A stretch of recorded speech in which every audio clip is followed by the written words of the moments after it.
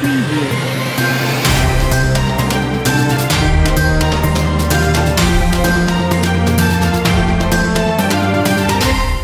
Mesdames et messieurs, bonsoir. Merci de nous avoir choisis pour s'informer. C'est l'heure du grand journal. Tout de suite les titres.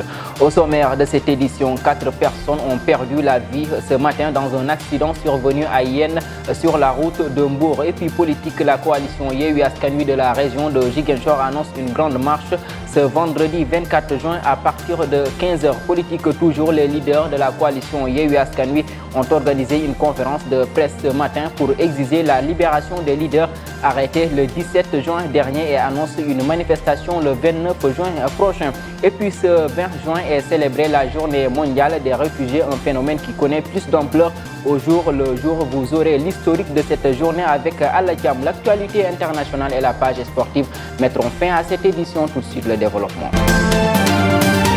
Mesdames et messieurs, bonsoir. Pour démarrer, 4 morts, c'est le bilan de l'accident survenu à Yen ce matin sur la route de Mbour. Il s'agit de 3 femmes et 1 garçon, a-t-on appris. Tout est parti d'une collision entre un taxi 7 places et un camion et ensuite d'autres voitures se sont entrechoquées d'après les témoins.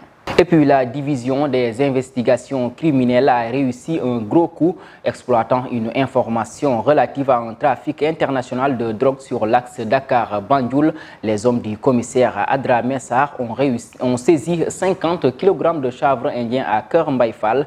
3 suspects ont été arrêtés en flagrant délit puisque la livraison était surveillée. 2 véhicules ont été aussi saisis lors de cette opération policière. Politique, la coalition Yewwi Askan Wi de la région de Ziguinchor annonce une grande marche ce vendredi 24 juin à partir de 15h. L'objectif de ce rassemblement, selon les organisateurs, est de demander la validation de la liste nationale de Yewwi Askan Wi en vue des élections législatives du 31 juillet prochain. Ce sera également l'occasion pour eux de dire non à une 3e candidature du président Macky Sall pour la présidentielle de 2024. Politique toujours, les leaders de la coalition Yewwi Askan Wi ont organisé une conférence de presse pour exiger la libération des membres de leur coalition arrêtés depuis le... Une fois de plus, nos condoléances nous avions déjà fait, mais nous exigeons la libération des otages politiques. Nous l'exigeons le plus immédiatement possible de Macky Sall et de son régime. Parce qu'il ne faut pas franchir la ligne rouge. Il n'y a pas pire que l'injustice. Celui qui subit l'injustice et qui continue de la subir réagira à un moment ou à un autre. Et en ce moment, tous ceux qui sont responsables de près ou de loin de cette injustice devront subir les contre-coups de ce qu'ils ont fait subir aux autres. C'est ça. Et on ne voudrait pas en arriver à cela dans ce pays.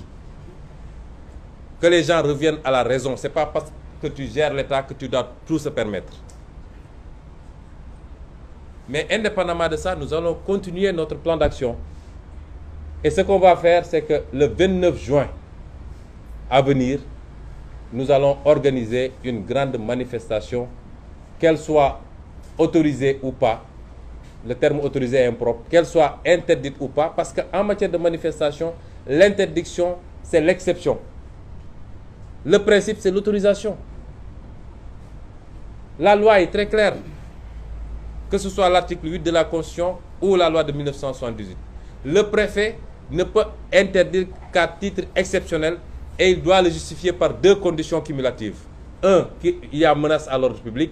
2, je n'ai pas suffisamment de ressources policières pour encadrer. La situation tendue entre l'opposition et le pouvoir inquiète plus d'un pour la stabilité sur l'ensemble du territoire national.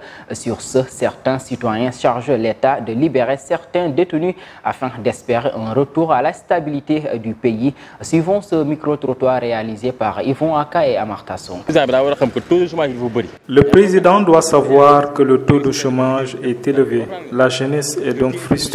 Il retient des gens alors que lui-même il l'a fait contre l'ancien régime en norme. Il devait laisser les gens marcher pour éviter ce qui s'est passé. Mais quand il refuse à une personne le droit de sortir de chez lui ou d'aller prier, là il se trompe. Avoir Le droit de marcher ne veut pas dire violence.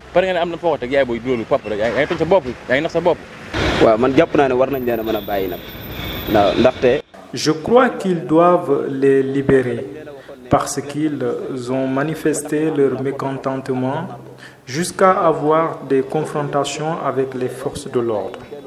Puisque c'est fini, ils doivent les libérer et qu'ils rentrent chez eux. C'est mieux afin que la paix revienne. Mais tant qu'ils sont détenus, la situation peut dégénérer. Beaucoup de citoyens dans ce pays ne sont pas contents de ces détentions. Alors, nous prions le bon Dieu afin que tout se passe en paix.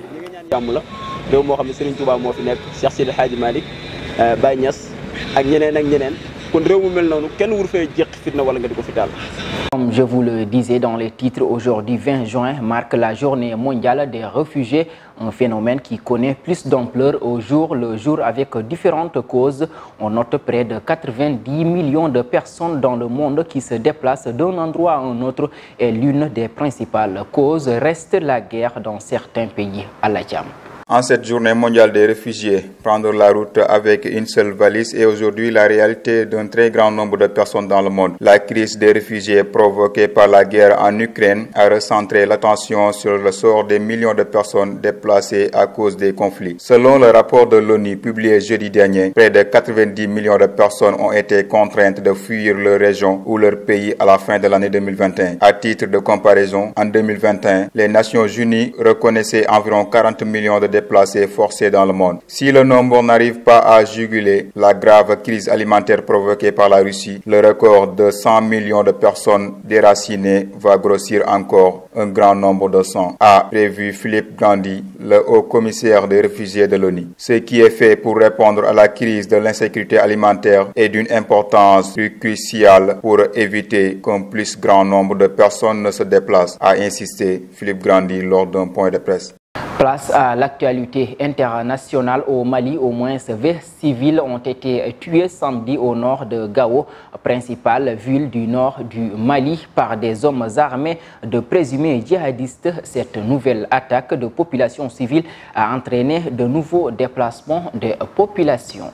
Et puis législative en France, Marine Le Pen remporte largement son pari de vouloir faire de ces législatives le troisième tour de la présidentielle. Le Rassemblement national a obtenu 89 sièges à l'Assemblée nationale, un score historique. Réélu député haut la main dimanche soir, l'ex-candidate à la présidentielle compte bien postuler au poste clé de la future Assemblée. Syrie, pour terminer l'actualité internationale, au moins 15 membres des forces pro-régime ont été tués et plusieurs autres blessés dans une embuscade lundi contre un bus militaire près de Raqqa dans le nord du pays, a indiqué une ONG syrienne. Un bus militaire a été attaqué dans la province de Raqqa où le groupe djihadiste État islamique est toujours actif, a précisé l'Observatoire syrien des droits de l'homme.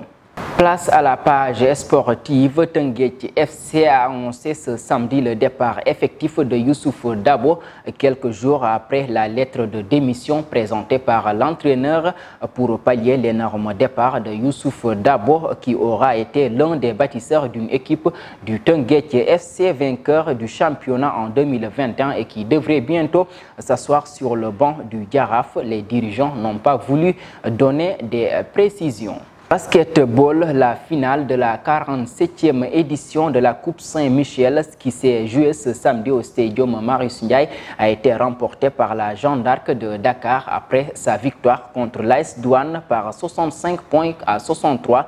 La Jeanne d'Arc, qui n'avait plus gagné ce titre depuis 2003, renoue avec le succès et remporte son 13e trophée de l'histoire de cette compétition. Et puis pour terminer avec une sombre absence, notamment sur l'année 2021, la CAF a annoncé ce dimanche que les CAF Awards seront de retour dans un mois au Maroc. La cérémonie aura lieu le 21 juillet 2022 à Maroc, soit 2 jours avant la finale de la Coupe d'Afrique des Nations féminines. Ils y seront décernés entre autres récompenses le titre de meilleur joueur africain et de la meilleure joueuse africaine de l'année. Mesdames et messieurs, c'est la fin de cette édition. Merci de l'avoir suivi. Rendez-vous demain à la même heure. Merci.